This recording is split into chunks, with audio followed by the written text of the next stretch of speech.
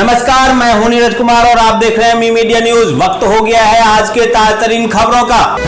जिस जेल में बंद था मुख्तार अंसारी, उसके जेल अधीक्षक को मिली जान से मारने की धमकी। कहा अब तुझे ठोकना पड़ेगा, जांच में जुटी पुलिस। बिहार के पकड़ी दयाल स्थित निजी मार्केट की बिजली कटने से नाराज आरजेडी के नेता राइफल लेकर बिजली कर्मी के घर पहुंचकर हंगामा किया और स्वजनों को धमकाने लगा, जिसके बाद पुलिस ने मामला दर्ज कर लिया है और आरजेडी नेता का राइफल जब्त कर लिया है। आम आदमी पार्टी के पूर्व सांसद डॉक्टर धर्मवीर गांधी ने थामा कांग्रेस का हाथ। पटियाला से परनीत कौर के खिलाफ लड़ सकते हैं चुनाव। उत्तराखंड में प्रचार अभियान के दौरान यूपी के सीएम पैतृक गांव पहुंचे भाजपा प्रत्याशी अनिल बलूनी। पंचूर में योगी आदित्यनाथ के मां से लिया आशीर्वाद। हरियाणा की सबसे हॉट लोकसभा सीट रोहतक पर कांग्रेस के राज्यसभा सदस्य दीपेंद्र हुड्डा की उम्मीदवारी को लेकर चर्चा हो रही है, जहां पूर्व सीएम भूपेंद्र सिंह हुड्डा ने चुनाव लड़ने से मना कर दिया है। ऐसे में राज्यसभा सदस्य दीपेंद्र सिंह हुड्डा का लोकसभा चुनाव लड़ना तय माना जा रहा है। झारखंड में इंडी गठबंधन के सीट फॉर्मूले पर कांग्रेस के पूर्व अध्यक्ष और सह आदिवासी कांग्रेस के राष्ट्रीय उपाध्यक्ष प्रदीप कुमार बलमुचु नाराज नजर आ रहे हैं, जहां उन्होंने कहा कि झारखंड की एकमात्र सिटिंग सीट सिंहभूम छोड़ना हमारी सबसे बड़ी गलती होगी।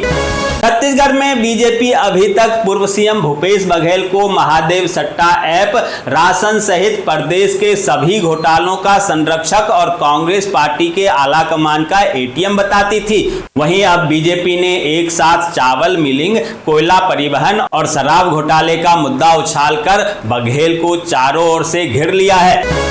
शराब घोटाला मामले में जेल की हवा खा रहे दिल्ली के सीएम अरविंद केजरीवाल के खिलाफ धोखाधड़ी का मामला दर्ज कराया गया है, जहां बर्मान के रहने वाले डॉक्टर आशुतोष महाराज ने मध्य प्रदेश के नरसिंहपुर एसपी कार्यालय पहुंचकर शिकायत दर्ज कराई है। दरअसल कुछ साल पहले आशुतोष दिल्ली में ही रहते थे और वो अन्ना हजारे आंदोलन से भी जुड़े थे, जहां आशुतोष ने आरोप लगाया है कि उन्हें राज्यसभा सांसद बनाने का आश्वासन देकर केजरीवाल ने लगभग 1.5 लाख रुपए लिए थे। इतना ही नहीं, केजरीवाल ने उनके अनुयायियों से भी लाखों रुपए वसूले हैं। मनाली कीरतपुर 4 लेन पर अगस्त की आपदा के बाद से बंद कैची मोड़ सोमवार को बहाल हो गया। फिलहाल कुल्लू से मंडी की ओर आने वाली वाहन ही यहां से गुजरेंगे। सोमवार को उपायुक्त मंडी अपूर्व देवगन ने मोड़ का निरीक्षण करके इसे बहाल कर दिया। जम्मू कश्मीर के राजौरी जिले में नियंत्रण रेखा के पास 2 अलग अलग स्थानों पर एक पाकिस्तानी ड्रोन और संदिग्ध व्यक्ति की आवाजाही देखी गई और इलाके में सर्च अभियान शुरू कर दिया। दोस्तों, आगे बढ़ने से पहले आपसे रिक्वेस्ट है कि अगर आपने अभी तक इस न्यूज को लाइक और कमेंट नहीं किया है तो प्लीज लाइक और कमेंट कर दीजिए, क्योंकि आपके लाइक और कमेंट का मैं कब से इंतजार कर रहा हूं। प्रधानमंत्री नरेंद्र मोदी आज उत्तराखंड के रुद्रपुर में एक जनसभा को संबोधित करेंगे। साथ ही राज्य में बीजेपी के चुनाव प्रचार अभियान की शुरुआत करेंगे। बता दें कि उत्तराखंड में लोकसभा की 5 सीटों पर पहले चरण में 19 अप्रैल को मतदान होना है। लोकसभा चुनाव में मैच फिक्सिंग का आरोप लगाकर फंसे राहुल गांधी। बीजेपी ने चुनाव आयोग से की शिकायत। अब चुनाव आयोग राहुल गांधी को भेज सकती है कारण बताओ नोटिस। प्रधानमंत्री नरेंद्र मोदी आज लोकसभा चुनाव की तैयारियों को धार देने के लिए बिहार के सभी बूथ कमेटी अध्यक्ष, पन्ना प्रमुखों से संवाद करेंगे। इस संवाद में लाखों की संख्या में कार्यकर्ता वर्चुअली शामिल होंगे। छत्तीसगढ़ के राजनांदगांव से कांग्रेस के लोकसभा उम्मीदवार और पूर्व सीएम भूपेश बघेल आज अपना नामांकन पत्र दाखिल करेंगे। इससे पहले कांग्रेस पार्टी यहां नामांकन रैली भी निकालेगी। इस दौरान सभा का भी आयोजन किया जाएगा। गूगल आज से अपनी पॉडकास्ट सर्विस बंद करने जा रही है। कंपनी ने खुद इस बात की जानकारी दी। अगर आप भी गूगल की पॉडकास्ट सर्विस का इस्तेमाल करते थे तो अब नहीं कर पाएंगे।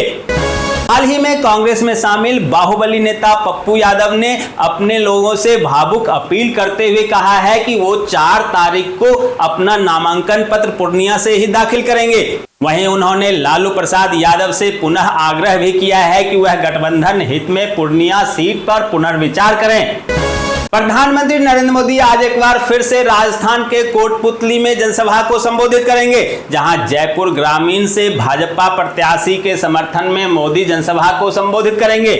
बीजेपी के राष्ट्रीय अध्यक्ष जेपी नड्डा आज मध्य प्रदेश के महाकौशल में चुनावी रैली को संबोधित करेंगे और बीजेपी को एक बार फिर से फुल बहुमत देने की अपील करेंगे।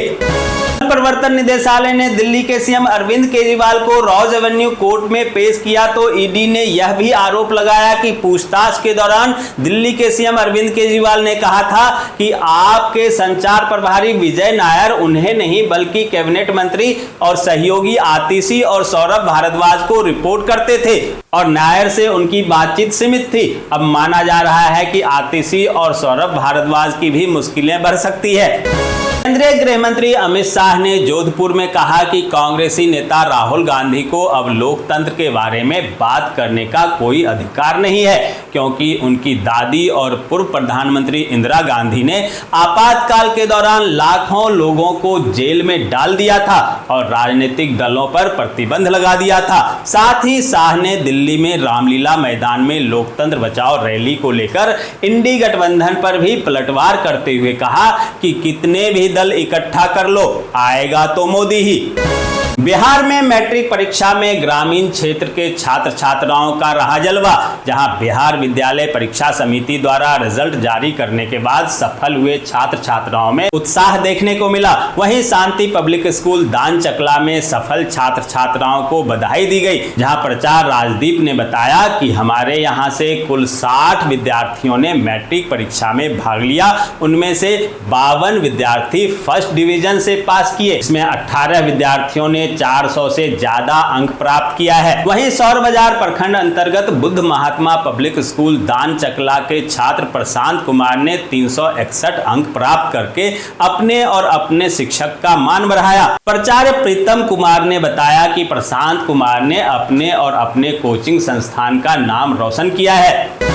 एसोसिएशन फॉर डेमोक्रेटिक रिफॉर्म ने पिछले 5 वर्षों में सांसदों के प्रदर्शन की एक सूची जारी की है। इस सूची के मुताबिक संसद में सवाल पूछने के मामले में पश्चिम बंगाल प्रदेश भाजपा के अध्यक्ष और सांसद सुकांत मजूमदार देश में नंबर 1 पर हैं। उन्होंने पिछले 5 वर्षों में संसद में सबसे अधिक सवाल पूछे।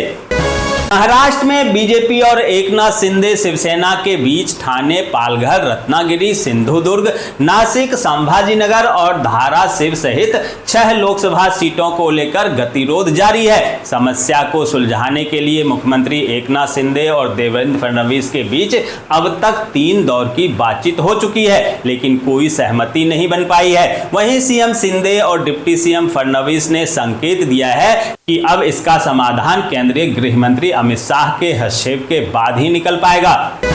गुजरात के अहमदाबाद में एक शिक्षिका को अरेस्ट करने का आदेश दिए जाने का मामला सामने आया है। आदेशानुसार चुनाव कार्य में उपस्थित नहीं होने पर शिक्षिका हीनल प्रजापति को अरेस्ट करने के लिए आदेश जारी किया गया था। अब डिप्टी कलेक्टर की दखल के बाद शिक्षिका को राहत मिला है। सुल्तानपुर से बीजेपी उम्मीदवार मेनका गांधी ने पत्रकार वार्ता के दौरान कहा कि मेरे चुनाव लड़ने के स्थल चयन की वजह से टिकट घोषणा में देरी हुई। पार्टी में नहीं थी कोई दुविधा। वरुण गांधी के सुल्तानपुर जाकर प्रचार करने के कयास पर लगाया विराम। कहा बीमारियों के चलते वरुण परिवार के कामकाज में व्यस्त हैं।